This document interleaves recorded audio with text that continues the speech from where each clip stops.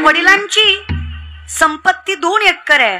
त्या श्रीधर दादाने त्या जमिनीला 75 ते 80 एकर केलं. हे पुत्राचं काम असतं, हे लेकाचं काम असतं. त्यांनी त्यांच्या वडिलांची संपत्ती वाढवली, यात नवल नाहीये. त्यांनी त्यांच्या वडिलांची संस्कृती टिकवली, हे नवल आहे. आता हा जुना काळ आहे, नाहीतर 8-8 लेकरं सांभाळायची म्हणजे सोपी नाही ना. आता तुम्हाला जॉईंट फॅमिली बघायलाही भेटणार नाही, एकत्रित कुटुंब व्यवस्था तुम्हाला बघायलाही भेटणार नाही. एवढ्या सगळ्या लेकरांना चांगले संस्कार देऊन, त्यांना चांगलं आपल्या पायावर उभं करून, त्यांच्या संसारामध्ये त्यांना स्थिर करून जगाच्या मालकाच्या चरणावर आपला देह सोडावा आणि त्याच पवित्र आत्म्याच्या चिरकाल शांतीसाठी नामचिंतनाचा थाटलेला हा गोड अट्टहास. काय तुकोबराय गोड वर्णन करतात मला सांगा. संतांचं बोलणं म्हणजे अर्थात जीवाला धीर देणार असतं. तुम्ही म्हणाल असं काय म्हणतात आई, तुकोबा म्हणतात कोण दिवस येईल कैसा. याचा अर्थ तुकोबराय घाबरवतात असं नाहीये. तुकोबराय बिलकुल घाबरवत वगैरे नाहीत. संत कधीच घाबरवत नाही. कायम लक्षात ठेवा माझं एक वाक्य, ज्या दिवशी तुम्हाला मरणाची भीती वाटणार नाही त्या दिवशी समजायचं संतांची खरी कृपा झाली. कारण काळही आम्हाला घाबरवू शकत नाही. कारण जो वैष्णव आहे, जो वारकरी आहे, आता वैष्णव कुणाला म्हणावं? बाह्यांगाने विचार केला तर तुळशी हार गळा, गोपी चंदन टिळा, हृदयी कळवळा वैष्णवांच्या. आणि अंतर्मनाने विचार केला तर वैष्णव जन तो ते ने काही पीड पराई जाणीजे. ज्याला दुसऱ्याचं दुःख कळतोय तो वैष्णव आहे. ज्याच्या कपाळाला चंदन, ज्याच्या गळ्यात तुळशीची माळ आहे तो वैष्णव आहे. आणि जो 20+9 असे 29 उपवास वर्षात करतो तो वैष्णव आहे. 20 आणि 9. आता कोणते बघा, 5 पर्व आहे त्याच्यात. वामन जयंती, नरसिंह जयंती, रामनवमी, गोकुळाष्टमी आणि थोरात थोर महाशिवरात्री. हे 5 पर्व वैष्णवाने पाळलेच पाहिजे. आता 5 गेले, राहिले 24. किती राहिले? 24.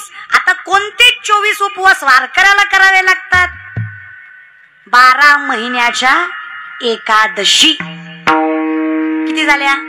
पंधरवड्याला 1 एकादश. महिन्याच्या किती? 2. मग 12 महिन्याच्या किती? 24. म्हणजे वर्षातल्या 24 एकादशी. आणि मी सांगितलेले आता 5 पर्व, वामन जयंती, नरसिंह जयंती, रामनवमी, गोकुळ अष्टमी आणि मोठ्या थोरातला थोर पर्व महाशिवरात्री. हे 5 पर्व आणि हे 24 एकादशी केल्या की त्या वैष्णवाला परिपूर्ण मानलं जातं. म्हणून तुकोबा सांगतात मला ज्ञात आहे, नाही काही जमलं तरी व्रत करा. तोच वैष्णव आहे ना. आम्ही जर तुझे दास म्हणून घेतोय स्वतःला तर आम्हाला काही नियम माहित असले पाहिजे. आणि कसं असते ना, संसार असो नाही तर परमार्थ, त्यागाशिवाय मिळत काहीच नाही. त्याग लागतोच. अहो त्याग ऐकायचा असेल तर माणसाने संत चरित्र ऐकावी. त्याग होता म्हणून त्यांचं स्वरूप संताचं आहे. त्याग कोणालाही जमत नाही दादा. आज ज्यांचं श्राद्ध आहे, पुण्यस्मरण आहे, त्यांनी सप्त्यातली अन्नदान, गोरगरिबांना मदत, या सगळ्या गोष्टी केल्याच. ह्याला आपण एका स्वरूपाने त्यागच म्हणू शकतो. कारण आपल्याकडे आहे ते पुढच्याला द्यायची नीतिमत्ता फार मोठी लागते. त्या जगात काही कमी श्रीमंत माणसं आहेत का? पण मला कौतुक आहे, मला स्वाभिमान आहे. एकतर मी वारकरी कुटुंबात जन्माला आले आणि आमच्या घरात शेतीचं वातावरण म्हणजे मी अवलत शेतकऱ्याची आहे. मला लय कौतुक आहे की मी श्रीमंत घरात जन्माला नाही आले.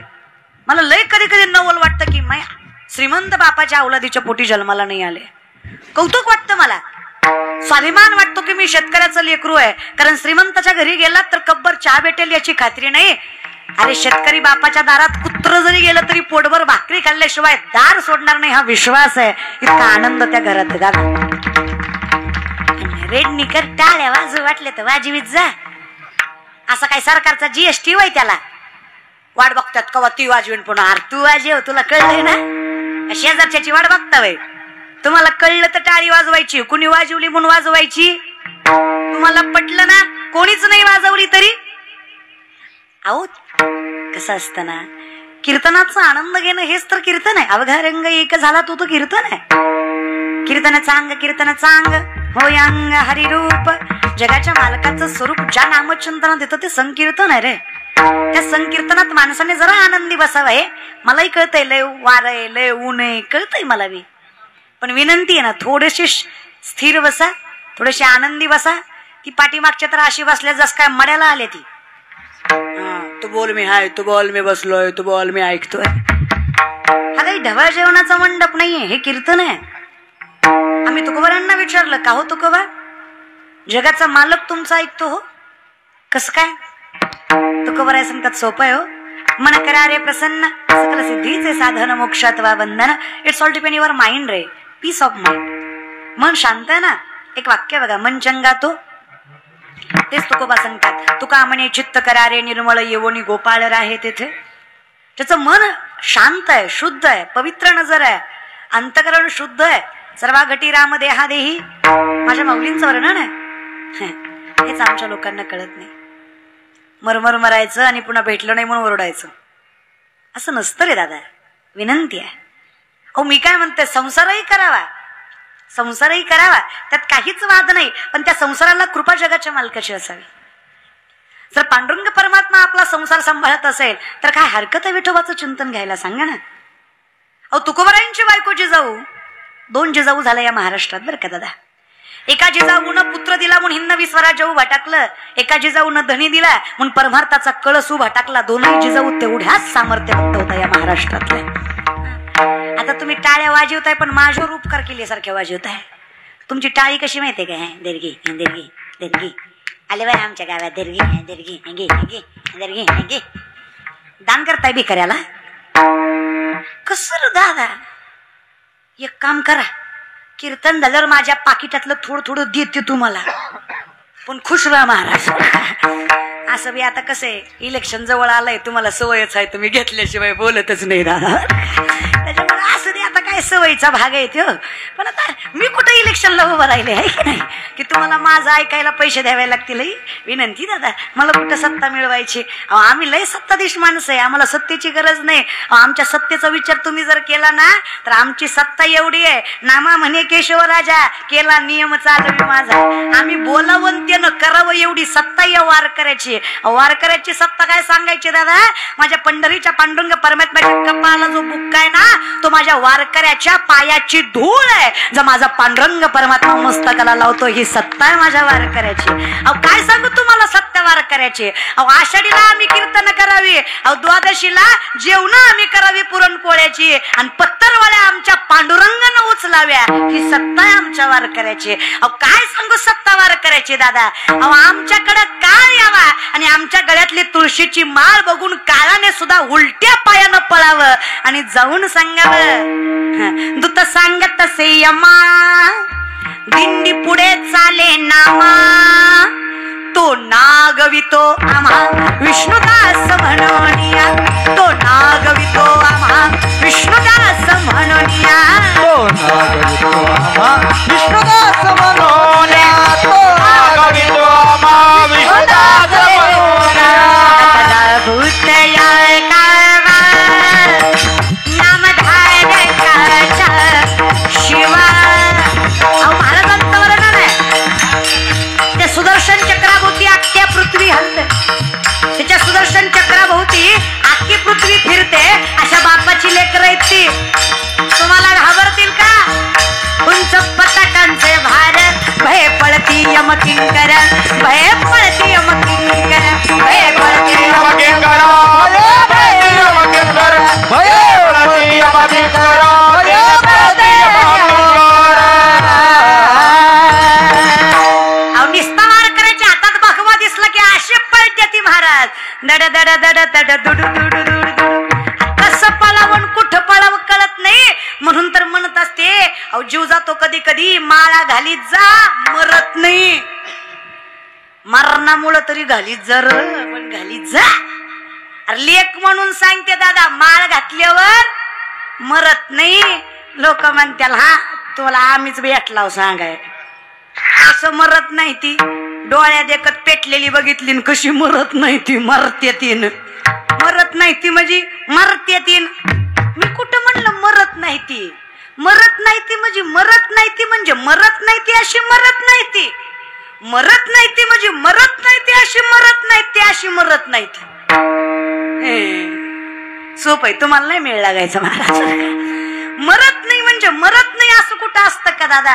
लल्लाटी जे लिहिले न पुसेगा काही केले. पण याच्या पुढचं वाक्य ऐका माझ्या माऊलींचं. वारकरी मरतो पण वारकरी कधीच आपत्कालीन मरणाने मरत नाही, तो फक्त नियतकालीन मरणानेच मरतो. तो मरतो खरा पण कसा, थोडं थोडं आहे की नाही, जरा ढगाल्यावानी वाजवायला ती मला हळूहळू यायला लागलं, येईल हळूहळू येईल आहे की नाही. माझी जा रे दादा, एक टाळी जन्माचा एक फेर चुकवते कीर्तनातली.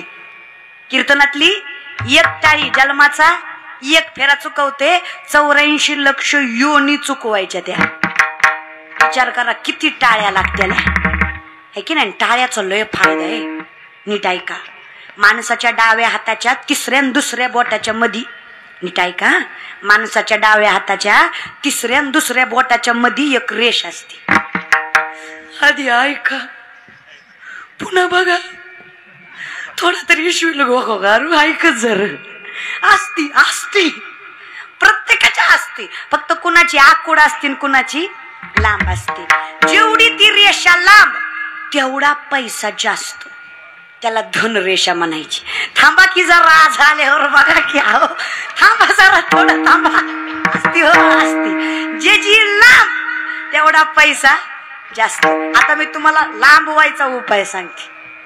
जो कीर्तनात प्रेमानं टाळ्या वाजवील त्याची रेषा लांबती. आता तुम्हीच ठरवा वाजवायचं का नाही.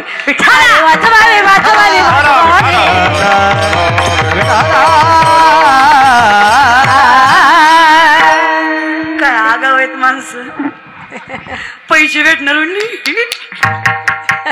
अशा जर टाळ्यानं वाढल्या असत्या तर आम्ही अंबानी झालो असतो. एवढ्या जिंदगीत टाळ्या वाजवल्या त्या. पण लोकांचं कसं आहे ना, दुनिया झुकतीये झुकणेवाला, असं काही खरं वगैरे नसतं.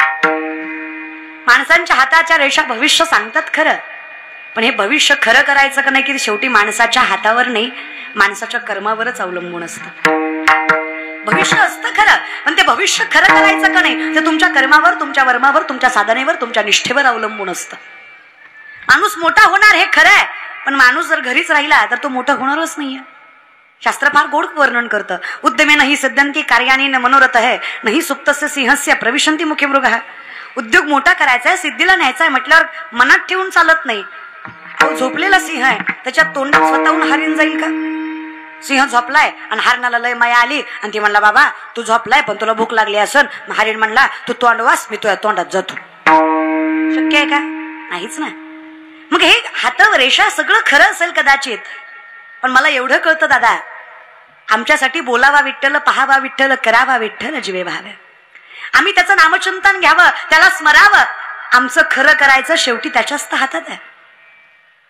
मग आम्ही मरत नाही असं नाही, पण आम्ही मरतो तो सुद्धा त्याच्याच मर्जीने. सटवीची राती जेविन विसंबी वाती, त्याचा ईश्वर निर्णय चित्ती वाहणे सदा. जर मी पांडुरंगाला माझ्या आयुष्यात जागा द्यावी तर पांडुरंग मला इतका जवळ करतो की माझे सगळे निर्णय जगाचा मालकच घेतो. आणि मला असं वाटतं, तुम्हाला वाटतं का? विचार करून सांगा. आपलं चांगलं